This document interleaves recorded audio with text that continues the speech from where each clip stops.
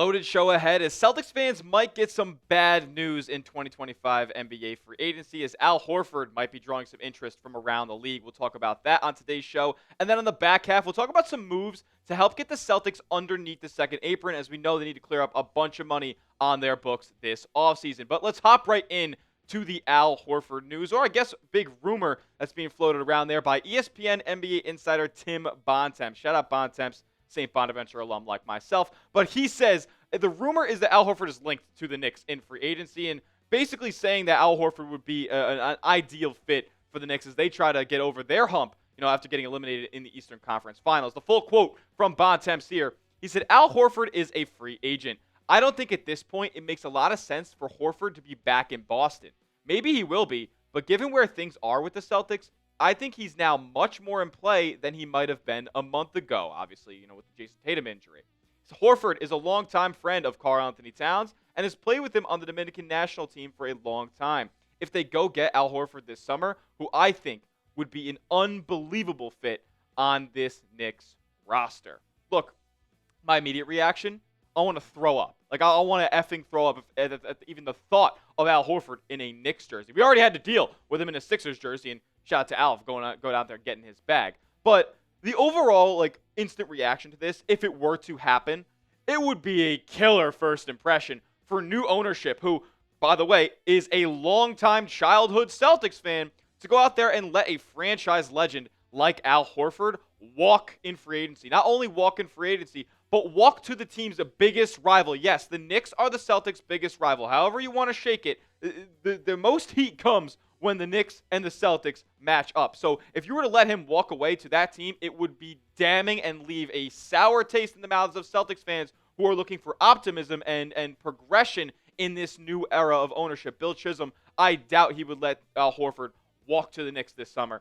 And it would just be bad for his reputation to start his Celtics tenure. And I know the ownership deal isn't going to be finalized and the control of the team isn't going to be out there until 2028. But he's involved right away right now. So it would be a very, very bad decision to let him walk, especially to the New York Knicks. Look, he might not be on the Boston Celtics next year, but it better not be with the boys in blue and orange. If you want Al Horford to retire a Boston Celtic, go down below and show me and like today's video. Smash that thumbs up icon to show 42 that we want him in Boston forever. All right, so my thing is, it's probably going to be up to the Celtics in this instance, and from my point of view, as to whether or not Al Horford comes back for next season. Because Brian Windhorst also said this. He said, this is right after the Celtics got eliminated, by the way, a couple of weeks ago. Quote, even if Al Horford doesn't re-sign, which I don't know how these two quotes kind of correlate, but he said he doesn't plan to retire and would like to return. And I would like Al Horford to return as well. I mean, yeah, he's getting up there in age. He's nearing 40 years old, but he is still an effective basketball player, man. Consistently over the past few seasons. And yeah, the numbers have dropped, from 10 points to 9 points a night. But, dude, he's playing 25 minutes each night. He's on a little bit of load management now, but he's still playing at a super high level on both ends of the floor. Look, does he get lost in space sometimes, getting switched onto a guard in the high pick and roll? Yeah, the Knicks hunted that with Jalen Brunson on the perimeter. But as far as what he can do defending bigs and hitting his jump shots from the outside, being a floor spacer for a Celtics team that likes to launch threes, then yeah, he's absolutely a guy that I want to bring back. And he can still put up solid production in big minutes in the postseason. He played 32 minutes a night this past postseason. Or excuse me, this is in the Knicks series. He played 32 minutes a night with the Porzingis illness and all this stuff going on. He was still able to put up respectable numbers throughout the postseason. He shot 40% from three-point range. Look, man, Al Horford, he can still play at a very, very high level. Can he play 35 minutes a night for a 70-game season? Probably not, but you're hoping that Al Horford doesn't have to be in that position next season. You're hoping that with other moves that you make this offseason, you can probably fortify your front court a little bit more. And who knows, if you don't trade Kristaps Porzingis, you pray to God that he's healthier next season rather than what he showed in the postseason and back in March. So, look, I don't see Al Horford wanting to jump ship, especially with just a couple more years left in his NBA career. The Philadelphia, him signing with the 76ers, that whole psyop was one thing. Keep in mind, this was obviously 5 years ago at this point, and he also got $112 million on the contract. Like, it was obvious that he went over there and just robbed Philly blind. And the Celtics get him back for nothing. He's been an impact player each of the last 4 seasons that he's been in town. Leaving for the Knicks for something in the realm of like $5 million would be totally different than making that move for Al Horford. So I really don't see this happening. I don't think that when free agency hits, Al Horford's going to be super antsy to just jump at the first deal that he goes and gets. Look, he's not going to be getting more than the contract that he got this season. I don't think he's going to get more than $10 million. So I don't anticipate him just jumping at the first thing that he's offered. I expect him to let Brad Stevens do his job. Let Brad Stevens work a little bit, make a couple of moves, maybe try to get under the second apron that can make them more flexible to be able to re-sign Al Horford and potentially Luke Kornet as well, who is a free agent. And yeah, like I kind of alluded to, with Horford on his current salary at $9.5 million, he would technically need to take a pay cut to remain with the Boston Celtics. I also don't think that any team in the NBA has a ton of money and is willing to throw $10 million at Al Horford this summer. So yes, he'd probably have to take a pay cut either way, but it might even have to be something close to the veteran minimum if he were to return to the Boston Celtics. Now, like I mentioned, Boston has 2 free agents in their front court this summer, and if there's some crazy reason that you can't re-sign Al Horford, but then you have to. I mean, you must re-sign one of the 2 of Al Horford or Luke Kornet, especially considering what Kornet gave you in that Knicks series for a couple of games. He could be seeing a little bit of a pay bump this summer, but I don't know. He seems to like it in Boston a lot. He seems to be, have great chemistry, be great in the locker room. And is he going to get a substantial, bigger, financial figure from someone else than he is from Boston? Only time will tell, but if you could get these guys back together after potentially getting under the second apron for a combined around $10 million, that would be awesome for the Boston Celtics. But there's a chance that you can only sign one this offseason, so pick it for me down in the comment section. I anticipate we're going to get a lot of Al's down below. If it's Al Horford that you want to re-sign, type Al for me. If it's Luke Kornet, give me a Luke down in the comment section, as he is substantially younger than Horford at this point. All right, next, we're going to talk about some moves to get Boston under the second apron, some specific trade ideas that help Boston get some money off their books and become a more flexible team down the line. That in a moment, but first, I got to give a huge shout out to our sponsor on the program, and that is Prize Picks. Prize Picks is America's #1 daily fantasy sports platform because it's daily fantasy made easy. This year's basketball playoffs are headed towards crowning a first-time champ in more than 50 years. Don't miss your last chance to cash in on history with Prize Picks. Pick more or less on player stats like points, rebounds, assists, and more for your shot to win up to 2,000 times your cash today. Sign up and get $50 instantly when you place your first $5 entry. You just pick more or pick less on players' projected stats, and you don't even need to win that entry to receive the $50 bonus. Prize Picks also offers weekly promotions that can lead to big payouts, like Taco Tuesday. Each Tuesday, Prize Picks discounts selected player projected stats up to 25% off to provide even more value for your lineups. For Game 1 of the finals here, I got Shai Gilgeous-Alexander more than 33.5 points. If it was 35.5, I would still be taking the more. He's going to get buckets. More than 7 rebounds for Isaiah Hartenstein, and then more than 9 assists for Tyrese Burton. You can take my picks or fade them. Just do it at Prize Picks. Download the Prize Picks app today. Use the promo code CLNS for $50 instantly when you place your first $5 entry. You don't need to win that entry to receive the $50. It's guaranteed. Prize Picks. Run your game. All that information will be clickable down in the comment section and description of today's video. All right, before we get into the moves that kind of display how the Celtics get underneath the second apron, let's look at what the second apron exactly is. And thank you, CJ McCollum, for ruining the NBA. But regardless, it's the reality we live in now. The Celtics' projected salary this next season is looking at $230 million. That's #1 in the league. And that would put them about $22.5 million away from the second apron. And once you're past the second apron, for a couple of seasons, you face all these repeater taxes, and that's why the Celtics are going to be, looking at a $500 million, bill this next season if they don't make some moves and get some money off of their books. Are they going to get underneath the first apron?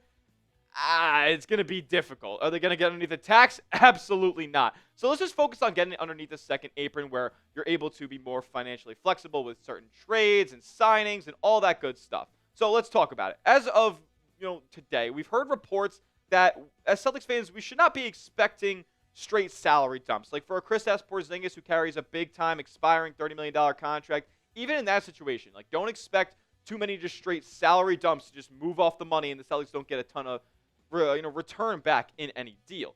But with that being said, let's talk about what's going to happen for the Celtics in the trade market. Look, a Jrue Holiday trade is looming, I would say, at this point. I think it is very likely that Holiday has played his last game with Boston. It's unfortunate because I know he wants to come back to the season. He's been awesome and was the X factor, in my opinion, that helped Boston win the title last season.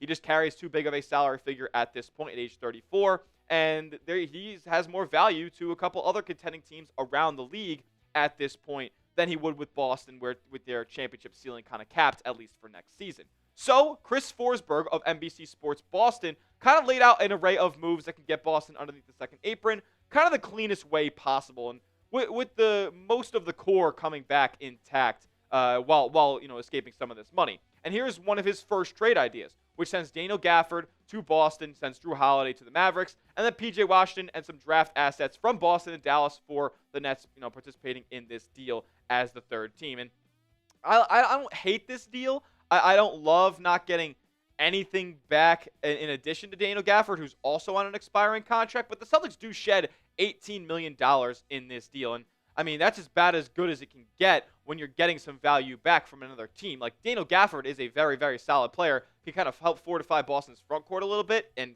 provide a little bit of insurance in case that Kristaps Porzingis is not healthy for next season. And in Forsberg's projection here, Porzingis is not traded. He's coming back for 2025, 2026. And I understand, because how much value does he have around the league at this point? It's not going to be much. It's probably an all-time low for his career. So it's going to be difficult to receive anything of value back for him. And there aren't a ton of teams that can just absorb $30 million into their books at this point. Like, Brooklyn is one of them. Detroit can get close, but like Atlanta, it's a very, very short list of teams that can just take on a big contract like Porzingis. Now, the expiring aspect of it will be pretty enticing for teams to go out there and trade for, but there's a chance that he could be back with the Celtics next season. And in Forsberg's scenario, he decides to keep Porzingis and trade Sam Hauser away instead, who carries a $10 million salary for next season. And that's a really, really good deal. His extension is kicking in for 4 years, $50 million this coming season, or 4 years, $45 million, excuse me. But with the tax, kind of penalties that are going to come with keeping Sam Hauser on this roster and staying over the second apron, it would make sense to just try to trade him to a team that can absorb $10 million rather than Porzingis' full $30 million. The Celtics would get draft compensation back for Sam Hauser to send him to a team that has the non-taxpayer mid-level exception available, which is up to $14 million.